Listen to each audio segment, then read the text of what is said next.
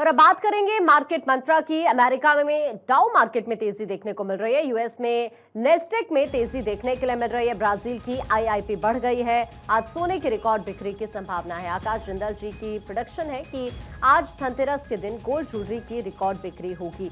तो आपको ये बताएं आज बाजार का हाल किस तरह का है। उसमें आप देखिए, ब्राजील की अगर बात की जाए तो आईआईपी बढ़ गई है। यूएस में नेस्डेक में तेजी देखने के लिए मिल रही है। अमेरिका में डाउ मार्केट में भी तेजी देखने के लिए मिल रही है। आज सोने की रिकॉर्ड बिक्री की संभावना जाहिर की जा रही है। आकाश जिंदल जी की प्रेडिक्शन है कि आज धनतेरस के दिन गोल्ड ज्वेलरी की रिकॉर्ड बिक्री होगी। और इस वक्त हमारे साथ आकाश जी मौजूद है, मार्केट एक्सपर्ट हैं आप।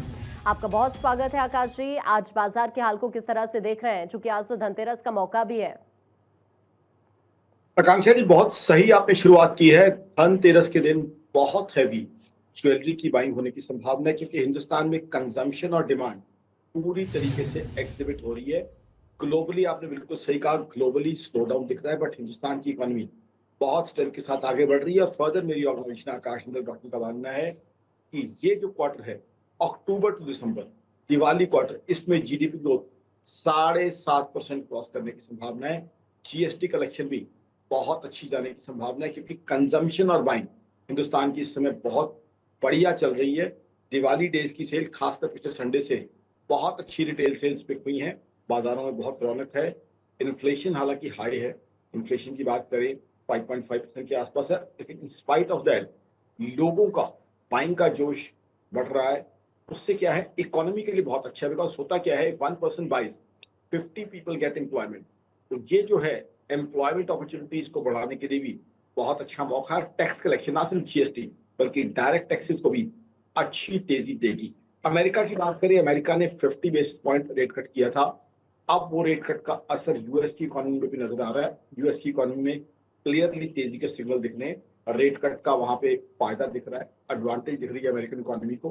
वो कहीं ना कहीं, ठीक है, इसराइल का जो इशू है, इसराइल हिजबुल्लाह का जो इशू है, वो कहीं ना कहीं मार्केट में उस तरीके से ग्लोबल इकोनॉमी में चमक नहीं लाने दे रहा। बट कहीं ना कहीं अमेरिकन इकोनॉमी भी स्लो डाउन से अब निकलती हुई दिख रही है। तो कहीं ना कहीं मेरा ये मानना है कि हिंदुस्तान की इकोनॉमी इस क्वार्टर अगर 7.5% जीडीपी ग्रोथ रहती है, तो पूरे साल की जीडीपी ग्रोथ अभी भी हमारी कैपेसिटी है कि 7.25 से 7.5% दिखा पाए। और हिंदुस्तान अभी भी इस साल दुनिया की बड़ी इकोनॉमी में से फास्टेस्ट ग्रोइंग इकोनॉमी बन के दिखाएगा। अभी तक का डेटा भी ये दिखा रहा है, आने वाला डेटा भी ये दिखाएगा। लास्ट ईयर दशकों को अपडेट कर दूं, 2023-24, जब global slow down clearly exhibit हो रहा था, अमेरिका हो, चाइना हो, जापान हो, जर्मनी हो, चारों इकोनॉमी सबसे बड़ी है। हिंदुस्तान की इकोनॉमी की जीडीपी ग्रोथ रही है 8.2%।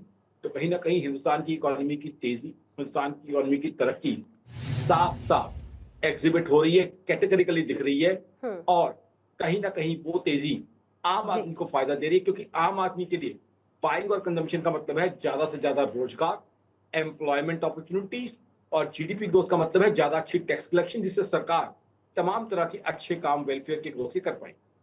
ठीक है आकाश जी, बहुत शुक्रिया आपका हमारे साथ जुड़ने के लिए। तो आज का दिन चूंकि धनतेरस का मौका है और भारत की इकोनॉमी के लिहाज से भी बहुत अहम रहने वाला है।